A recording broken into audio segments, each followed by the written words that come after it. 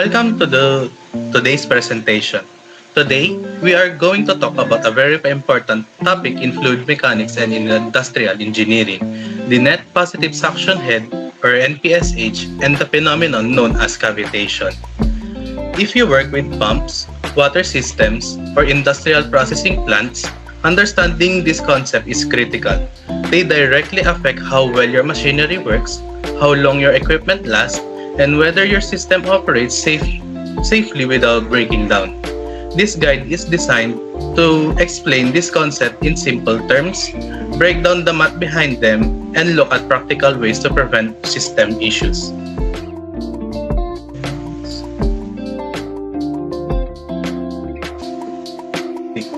So, let's begin with the basics. What exactly is net positive suction head? In simple terms, NPSH is a measure of the liquid pressure right at the entrance or inlet of a pump. Its main job is to help us understand if there is enough pressure to keep the liquid in its normal liquid form as it enters the pump. So why do we care so much about this? There are many reasons, but there are three main reasons listed here. First one is the phase control. If the pressure drop is too low at the pump inlet, the liquid can start to boil and turn into vapor or gas bubbles, even at normal room temperatures. We call this premature vaporization and we want to prevent it. Second is the equipment safety. When those vapor bubbles travel into higher pressure areas inside the pump, they pop violently.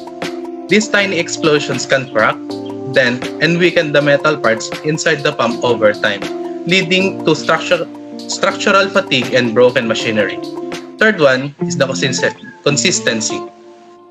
To get the exact flow rate and pressure output that the pump is rated for, the liquid must stay as a pure liquid. If there is a gas mix in, the pump cannot do its job properly and efficiency drops out.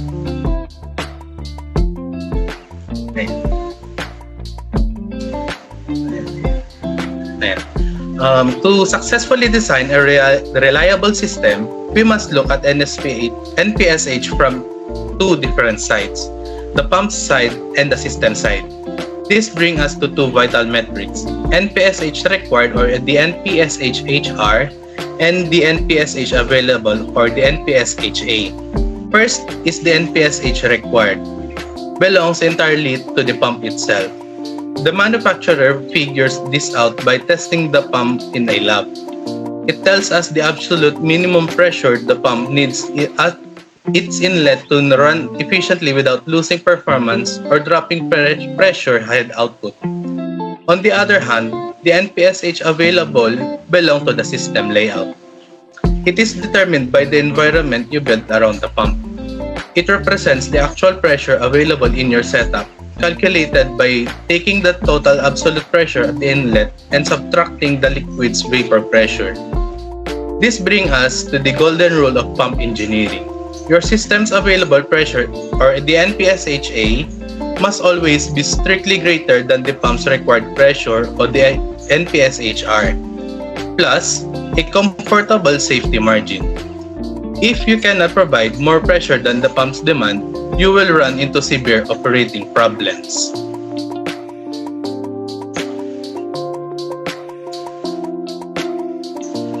Now, let's look at how we calculate the available suction head using math. The core formula is written right here on the slide.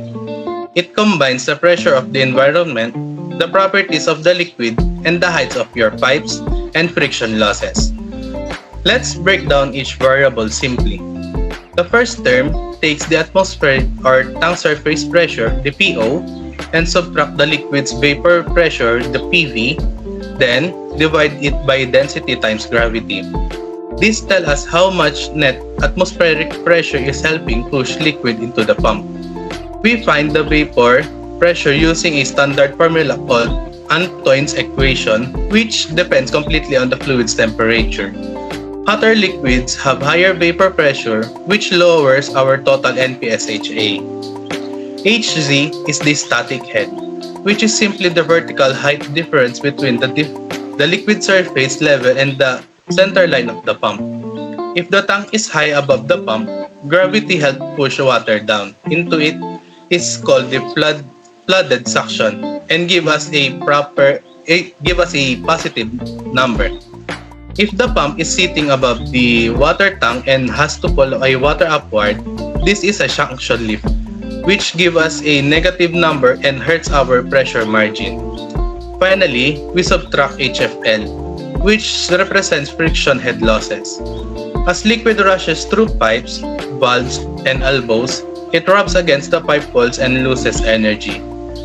This loss is calculated using factors like the pipe's interior surface roughness, diameter, fluid velocity, and the Reynolds number to see how turbulent the flow is. Longer, narrower pipes create more friction, lowering our available pressure.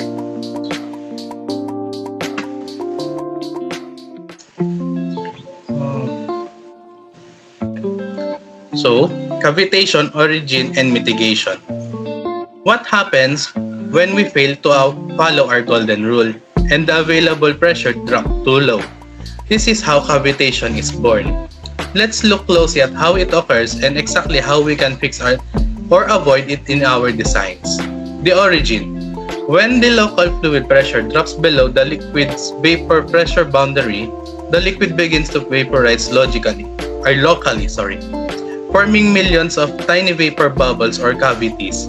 As this bubble travels forward through the spinning impeller wheels, they suddenly enter a high-pressure zone. This causes the vapor bubbles to pop or collapse inward violently. These micro-implosions create intense, concentrated shock waves that repeatedly slam against the metal surfaces of the pump, tearing away tiny bits of metal and leaving deep pits and cracks. The mitigation. Solve or prevent the destructive process, we have 3 direct physical remedies based on the math we just discussed earlier. First, you can raise the supply tank level or lower the pump physically. This increases our static head height or DHG, utilizing gravity to push more physically pressure directly into the pump inlet. Second, you can reduce the liquid's temperature. Cooling the fluid down directly lower its internal vapor pressure or the PV, meaning the fluid won't vaporize easily, protecting your pressure margin. Lastly, you can increase the suction pipe's diameter. Using wider suction pipes slow down the liquid velocity and drastically reduces friction head losses or the HFL, leaving more pressure available for the pump entrance. Next, our problem solving.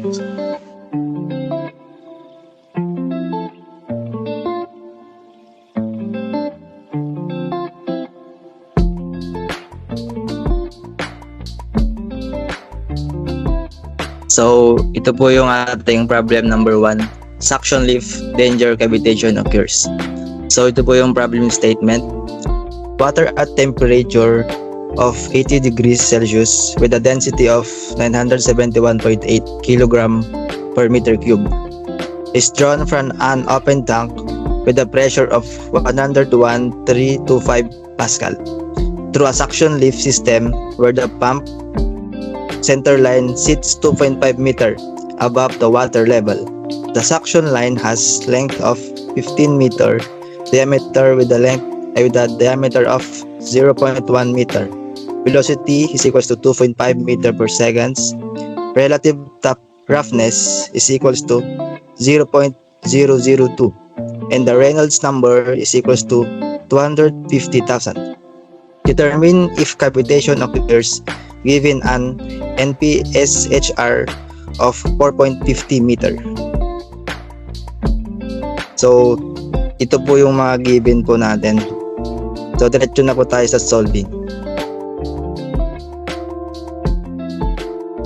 So, yung first step po na gagawin po natin is using the Antoine's equation. So, hanapin po natin yung vapor's pressure po. So, ito po yung kanyang formula. 8.0731 minus 1730.630 over 233.426 plus 80 degrees Celsius is equals po siya sa 354.45 millimeter mercury. So, yung millimeter mercury po is i-convert po natin siya sa Pascal. So, ang next step po is alisin po natin yung millimeter mercury sa 354.54 po para maging Pascal. So, ito po yung gagawin natin. 354.54 millimeter mercury times 101,325 pascals is equals to 760 millimeter mercury. So, ang magiging sagot po is 47,268.1125 Pascal. So, yung next naman po is yung friction po. So, ito po yung kanyang formula.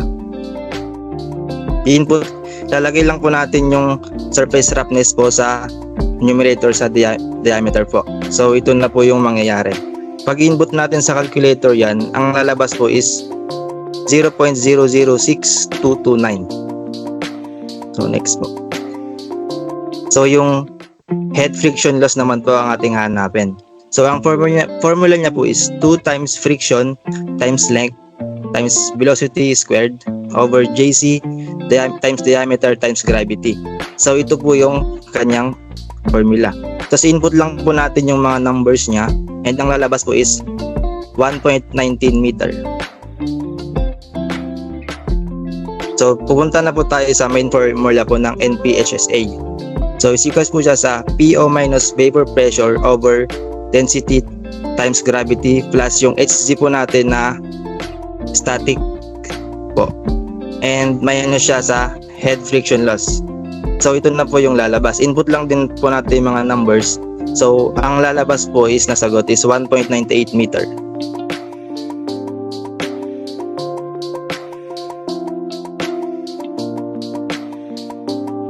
Yung nakuha po natin na sagot is 1.98 meter. So, mas malaki po yung NPHSR. So, therefore po, meron po siyang cavitation occurs po. Because the NPHA is strictly lower than the required threshold, local fluid pressure will fall below the vapor pressure boundary, generating rapid vapor bubble formation and causing severe cavitations damage. So, next problem po.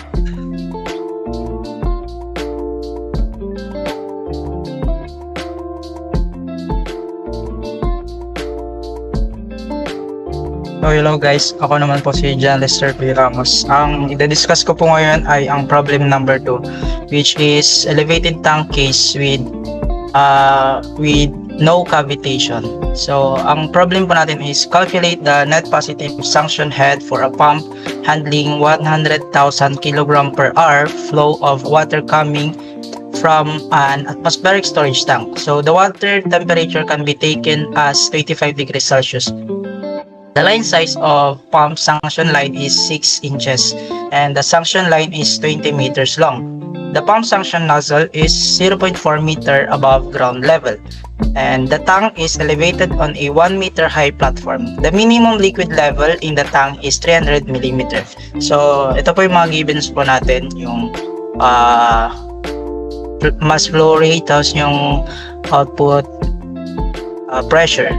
Tapos temperature po, i-convert po natin sa Kelvin. And then diameter, conversion na rin po. Tapos yung ating guide, which is required na NPSH is 10 meters. So next po. So gaya po sa problem number 1, ang unang po natin gagawin ay hanapin yung pressure ng velocity. So gagamitin po natin yung Antoine's equation with log x mm mercury, tapos yung 8.07131 and mga ibang pan po dyan, constant values na rin po yan. So ang nakuha po natin is 23.6864 mm mercury. So to get the velocity, yung pressure ng velocity, i-convert lang po natin siya into Pascal. So, ito lang po yung conversion natin. And then, makukuha na po natin yung velocity with our equation is yung m over area tapos times density. And then, yung sa 100,000 kg per hour, i-convert lang po natin siya into seconds. Then, next po. Ang next nating hanapin ay yung Reynolds number, with the formula diameter times velocity times density all over yung roughness, yung mu. So, yan po, ko-convert lang din po natin yung iba dyan. And then, kailangan din po nating malaman kung yung Reynolds number ba natin or if turbulent and laminar para malalaman natin kung anong gagamitin nating equation for the friction loss.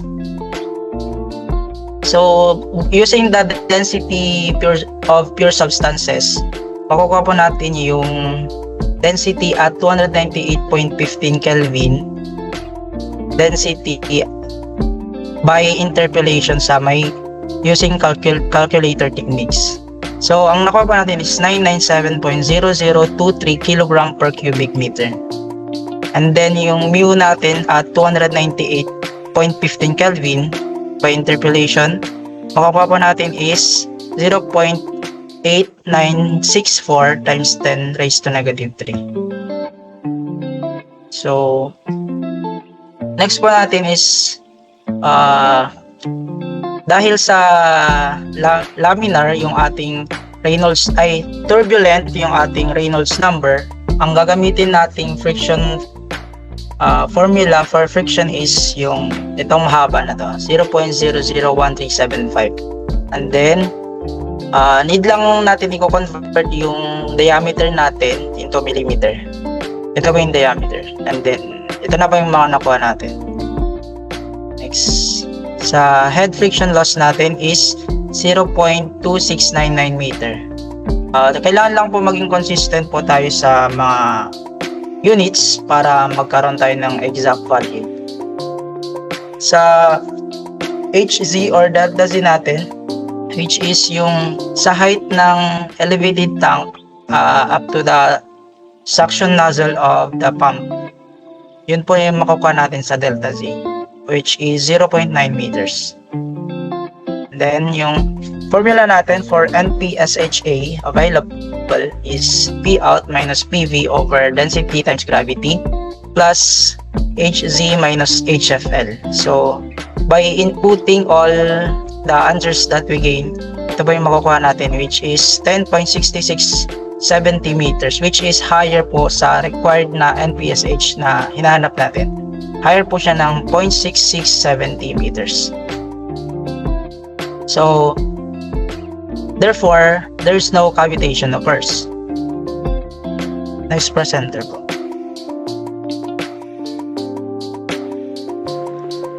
Next, good day everyone. In this slide, I will discuss the importance of engineering systems, particularly in pumps. First, cost efficiency. Prevents premature replacement of expensive impellers and mechanic seals. First is cost efficiency. Cavitation causes the formation and collapse of vapor bubbles inside the pump. When these bubbles collapse, they create powerful shock waves that damage pump components such as impellers and mechanical seals. This damage leads to expensive repairs and premature replacement of equipment. By preventing cavitation, companies can significantly reduce maintenance costs and extend the lifespan of their machinery. Second, operational uptime. Cavitation can reduce pump performance and eventually cause catastrophic pump failure. When a pump unexpectedly fails, operations must stop for repairs, resulting in production delays and financial losses. Preventing cavitation helps maintain reliable pump performance and minimizes unplanned shutdowns, ensuring continuous operation. The last one is safety. In high-energy systems, cavitation can cause pressure fluctuations, vibrations, and severe mechanical damage. If left unchecked, this may lead to casing ruptures or leakage of hazardous fluids. Therefore, Preventing cavitation is not only important for equipment protection but also for ensuring the safety of workers in the surrounding environment. Overall, cavitation prevention improves equipment reliability, reduces costs, and enhances workplace safety. Next slide po. Real-life application. Now, let's look at some real-life applications where cavitation prevention is essential. The first example is power plants. Condensate pumps often handle water that's close to its boiling point. Because of this, the risk of cavitation is very high. Engineers design these systems with adequate net positive suction head, or NPSH, to ensure that enough pressure is available at the pump inlet and to prevent vapor bubble formation. The second example is water treatment facilities. Municipal water systems use large pumps to transport huge volumes of water. Elevated storage tanks and properly designed suction helps maintain sufficient pressure and ensure stable pump operation. This reduces the likelihood of cavitation and improves system efficiency. And last is oil refineries and chemical plants. These facilities transport volatile liquids that can easily vaporize under low pressure conditions. In these applications, controlling vapor pressure is critical because cavitation can damage equipment and create serious safety hazards. The diagram shown on the right demonstrates proper tank piping design. In the upper illustration, the pipe arrangement causes poor water circulation, leaving stagnant water inside the tank. In the lower illustration, the inlet and outlet are positioned correctly, allowing continuous water circulation and more efficient fluid movement. Proper system design like this helps maintain stable flow conditions and reduces the risk of cavitation. These examples show how cavitation prevention is applied across different industries to improve reliability, efficiency, and safety. Next slide po. The EE department role. For the final slide of my discussion, I will explain the role of electrical engineering department in preventing and monitoring cavitation. The first responsibility is variable frequency drive or VFD integration. VFDs allowed engineers to control motor speed according to system demand by adjusting pump speed. Pressure drops can be minimized, reducing the chances of cavitation occurring within the system. The second role is motor protection. Cavitation causes irregular loads on the pump, which results in current fluctuation in the motor. Smart relays and protection systems can detect these abnormal electrical signatures and provide early warnings before severe damage occurs. This helps prevent motor burnout and costly downtime. The third role is load profiling and condition monitoring. Electrical engineers analyze motor current, torque, vibration, and performance data to identify patterns associated with cavitation. Through continuous monitoring, engineers can diagnose potential problems early and schedule maintenance before equipment failure occurs. This image illustrates industrial motor control equipment and VFD system commonly used in pump application. These technologies play a vital role in maintaining efficient pump operation and ensuring system reliability. To conclude, cavitation prevention is essential engineering because it improves cost efficiency, increases operational uptime, and enhances safety. It has important application in power plants, water treatment facilities, and refineries. Additionally, electrical engineers contribute significantly through motor control, protection systems, and condition monitoring technologies. Thank you. That is my presentation. Next.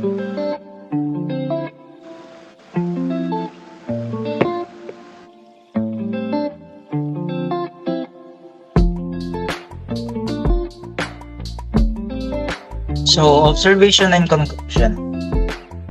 So, our observation, we observed that NPSH is not just a fluid mechanic term but a system-wide reliability metric. Minor changes in temperature or elevation can switch a system from stable to dangerous. So the conclusion is, in engineering, success relies on the synergy between mechanical design and electrical control. By maintaining a positive NPSH margin, we guarantee long-term efficiency and structural integrity. So that's all for our discussion all about NPSH. Thank you po.